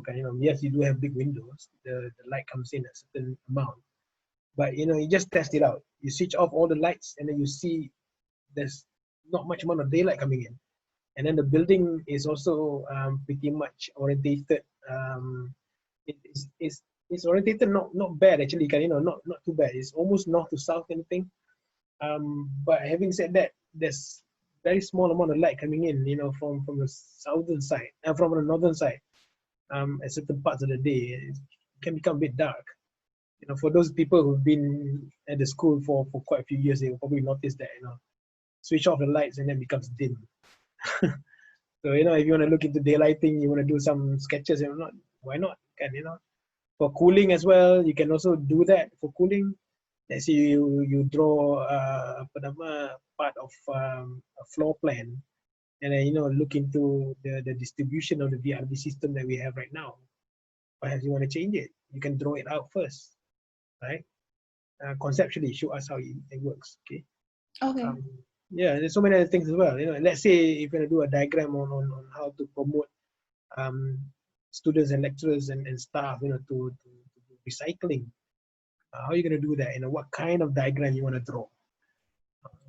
One example, let's say, if you have to promote somebody to go up and down the staircase, you can always just draw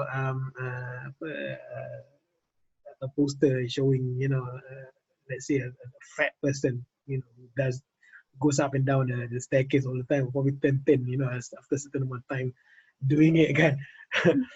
I found something similar at the Diamond Building. They use that kind of posters to really promote people to use staircase more.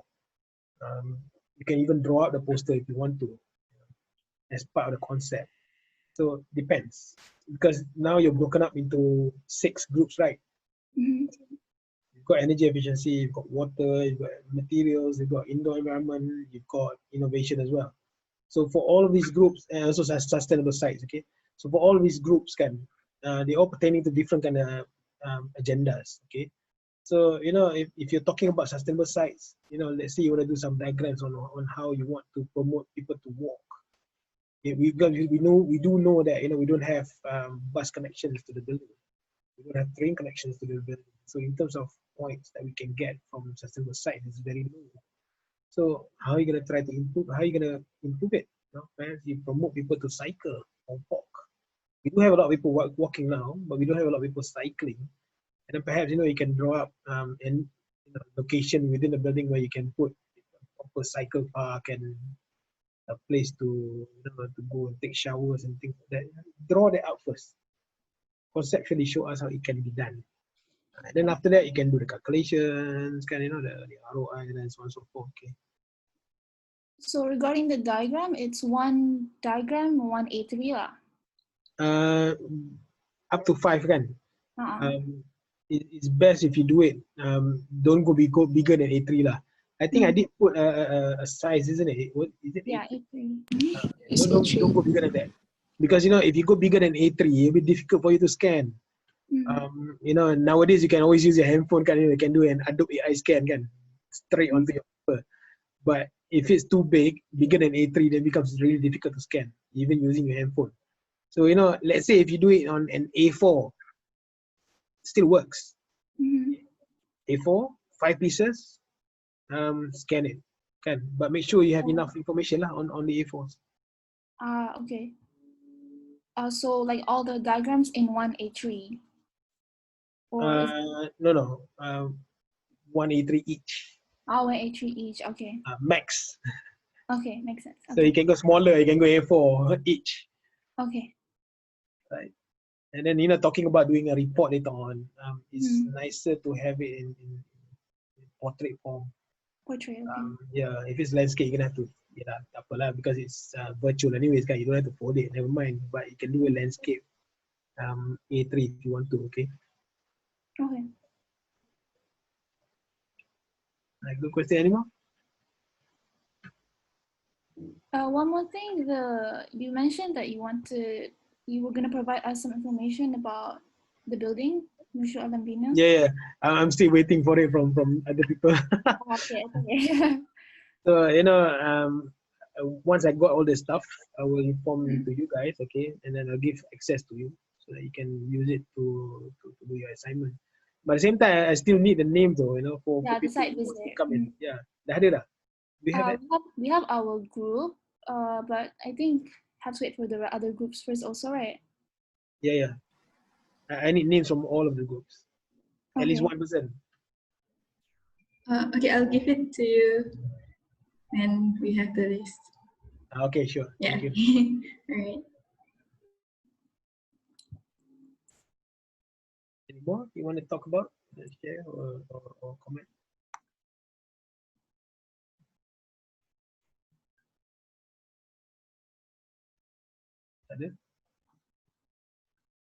Okay. So the bottom line is our architectural design has to move on, okay, from a conventional way of designing. We have to look into all these green building aspects, okay, and green building elements and features and whatnot, because it will have to be the norm. It will have to be the norm. We have to look into energy efficiency. We have to look into water efficiency. We also have to look into material efficiency as well, okay? So try to optimize things. Let's reduce the amount of wastages, okay? This has to be the norm. We can't run away from it. So no matter what kind of building you want to do, even though you want to do a heritage building, repairing a heritage building, or perhaps rehabilitating an old building or whatnot, you still have to look into green building aspects, okay?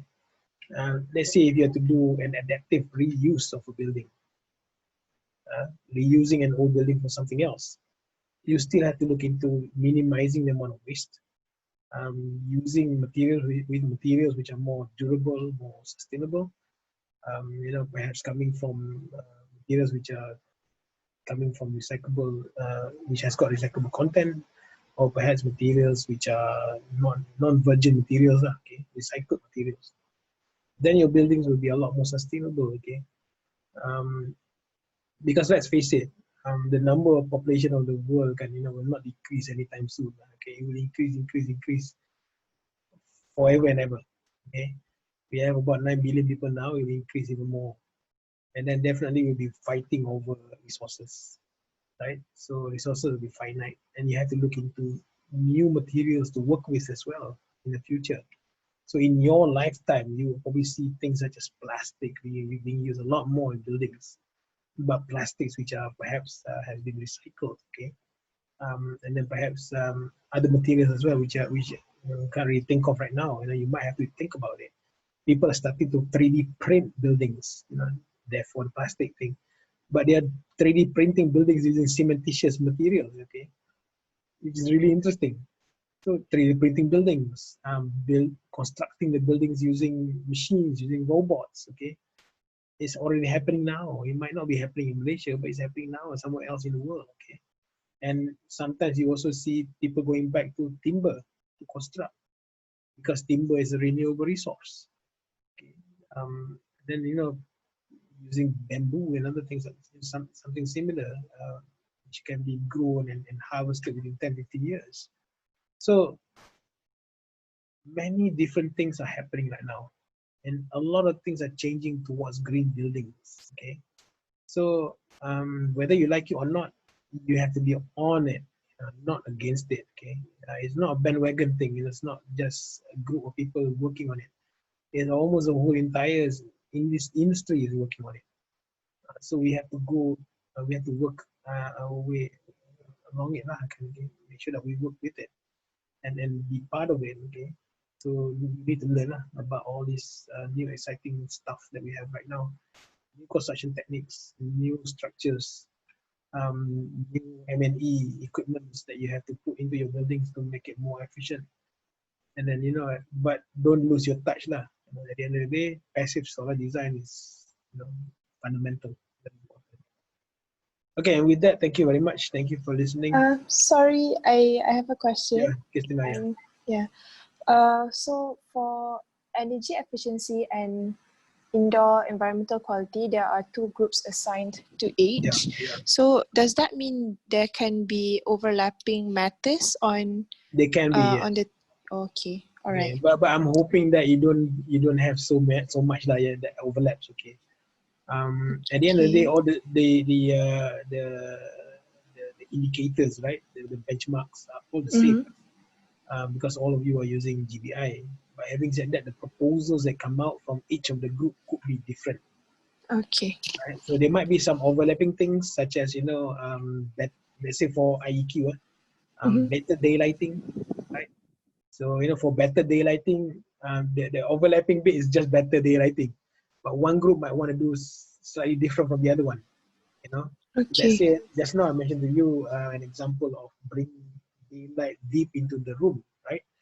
But another group might say, no, we don't really need that. We can always just have sun shading devices and whatnot, limit the amount of light coming in with heat, and then we concentrate more on LEDs and have task lights.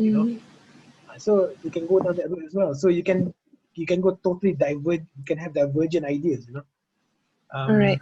The idea of having two groups for those two indicator groups is because those two groups are the heaviest in terms of points. Yeah. Okay, and then hopefully we can get a lot of proposals coming up from the four groups, and we can sort of this is for later for next year. Perhaps we can implement some of them in comparison to, let's say, the other indicator groups. Only one group can, so we're hoping really good products coming up from them lah. But having said that, there's not much you can do with water, therefore only one group. There's not much you can do with the materials, therefore one group as well. There's not much you can do with innovation as well, therefore one group. Okay. Sustainable Site planning. Yeah, site planning, yeah. There's not much you can do with that as well because it's an existing building. Okay. Yeah. Therefore only one group for all those groups. Right? Okay. That explains lah, right? All right. Yeah, it does. Thank you. Dr. Azam, I got one question Yeah, about the do anyone doing a sustainable and green technology against humans? I mean about human behavior. I don't quite get the answer. Yeah. For example, we have a high-rise office towers that we have a city, then everyone cram into it, taking 1 hour traffic jam, go in the city, works, and then taking another 1 hour traffic jam, and then go back to house. Yeah. I mean, this is energy consumption. It is all energies. And then why do we need a high-rise office tower building because of populations? But why we need to spend this energy on this unnecessary thing? I'm thinking of, do human behavior cost energy also? Yeah, of course. You see, I've been mentioning it quite a number of times. Even if you build the greenest building, even not just zero carbon but net positive buildings, okay, even if you build those, but you have people who do not know how to run it properly, okay, so the buildings will at the end of the day use up energy. So if you have a bunch of conventional buildings, normal buildings, and then just running it like what we are doing it right now, so you won't be able to save energy at all. And then at the same time, we have the other problem whereby we have the increase in population, which is not going to slow down anytime soon. We have to house more people within our land. So our land is just finite. There's a certain amount of land that we have. We can't go and invade Singapore, okay? We can't go and invade Indonesia, right? So we're gonna have to sort of build more, more intensely in certain areas. So the density of the areas have to go up in order to cater for more people. It's a good and a bad thing, lah. Okay, the good thing is at least there's more people cram into a certain area, and then they don't have to really use cars. They can use public transport. They can use lifts. They can use escalators and whatnot, just like what they do in Hong Kong. And then they can walk as well, use bicycles or a small mode of transportation with less amount of carbon emission to get to anywhere they want to go, or perhaps work from home or work from within the same building. Okay, so at the top you might have houses or hotels and whatnot, and the bottom you might have offices. So that one is a good thing lah. The bad thing is the buildings become bigger, more energy that you need in order to run all these buildings.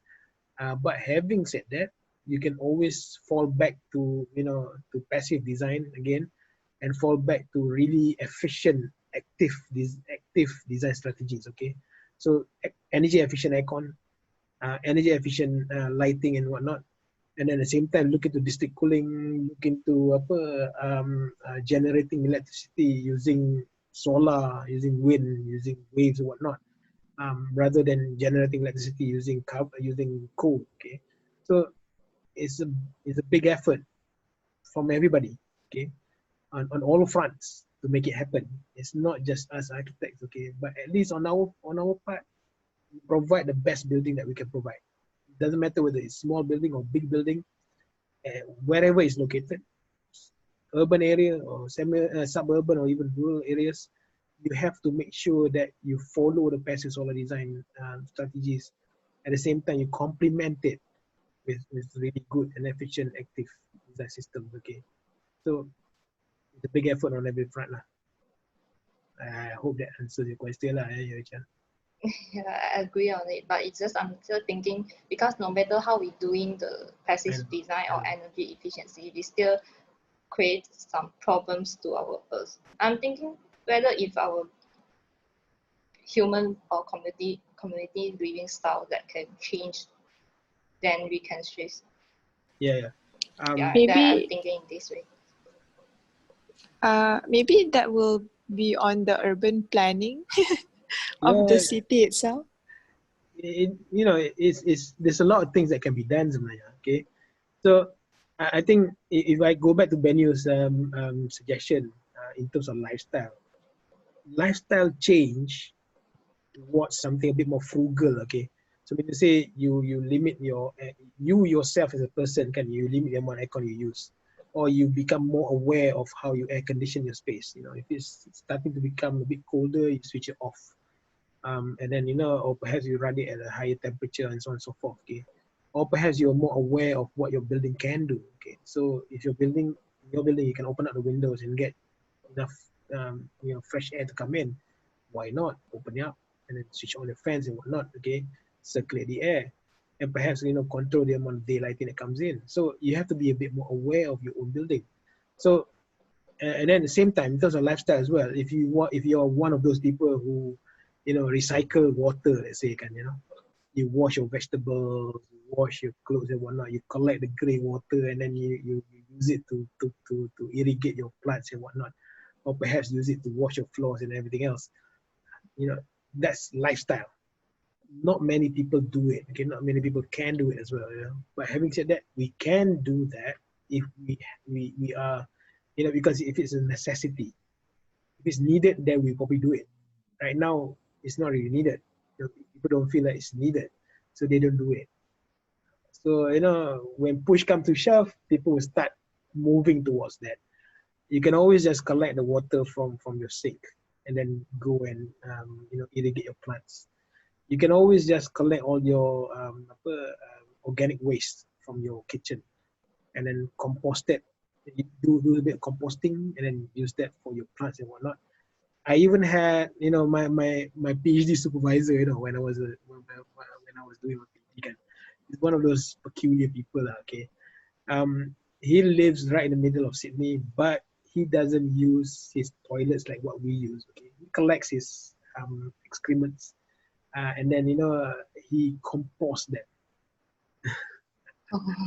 I don't want to tell you what his name is, okay, but he collects his manure, okay, and then he turns it into compost and then he uses it for his vegetable gardens and whatnot. Okay, that is peculiar, strange for many people, might not be suitable for all people. Okay, but some people do it. So definitely, there's a lot of you have to have a bit of flexibility when it comes to lifestyle. We can sort of change certain parts of our lifestyle, but we can't hope that everybody change towards that. That's the biggest problem because everybody is so diverse, isn't it? So for us architects, we just design up to the best of our ability. We provide the best building we can do according to the natural potential that we have around us, the budget and everything else, the constraints that we have. But nevertheless, at least we know with a more efficient building, the occupants will use less. Okay, perhaps not as much lower than we thought, but at least they're using less, which is a good thing anyways, kan? So if you have a lot more of these buildings, then better lah, kan? But to get everybody to change their lifestyle, then you probably need some kind of regulations and laws and punitive measures and whatnot, kan? That will probably get people to move lah. Not easy. If you go down the urban planning route, can as well, means say you do autonomous communities, communities which are not connected to the national electricity grid, communities which do not have shabas, communities which do not have alam flora to take away all the rubbish. You know, so yeah, bit tough can happen. And then throughout history, we have had a lot of these communities all over the world. And, you know, in some countries they might be called as hippies and whatnot, you know. But yeah, there are a lot of autonomous communities everywhere. And then, you know, even traditional ones, people living in rural areas are autonomous as well. But they might not be, you know, most of their ways of living could be more sustainable than even people living in the urban areas. Having said that, they might still burn stuff. Having said that, they might still be cutting down trees, okay? But they need that in order to survive. So how would you balance that out? You know, perhaps they recycle all their waste. Perhaps they turn their manure into compost. You know, perhaps they do other things as well, which are more environmentally sensitive as compared to people in urban areas, despite burning trash and also, you know, cutting down trees. So there should be a balance somewhere, which is not very easy to get. But nevertheless, you know, we have to look at context individually, okay? That's the reason why people have been saying always that sustainability is highly contextual. So it depends on the locality, okay?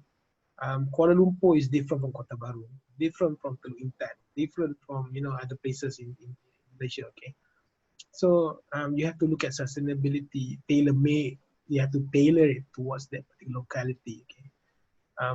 If you have that kind of mindset and understanding that that's how sustainability works, everything else, including architectural design, will follow through. All right. So you need to understand the bigger picture first. If you do understand it, you understand the values, you should be able to design accordingly. Okay, agree. Thank you. Any more things you want to share with me?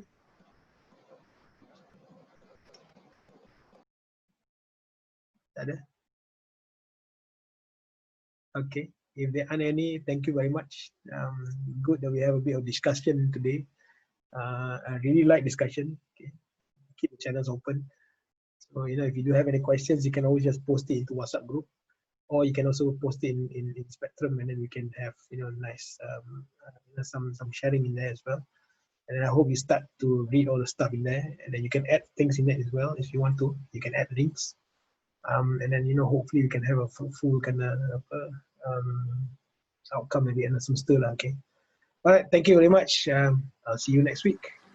Thank you. Thank you. Thank you, Thank Azam. Bye, you. everybody. Thanks, Doctor. Bye. Thank you, Dr. Azam. Thank you.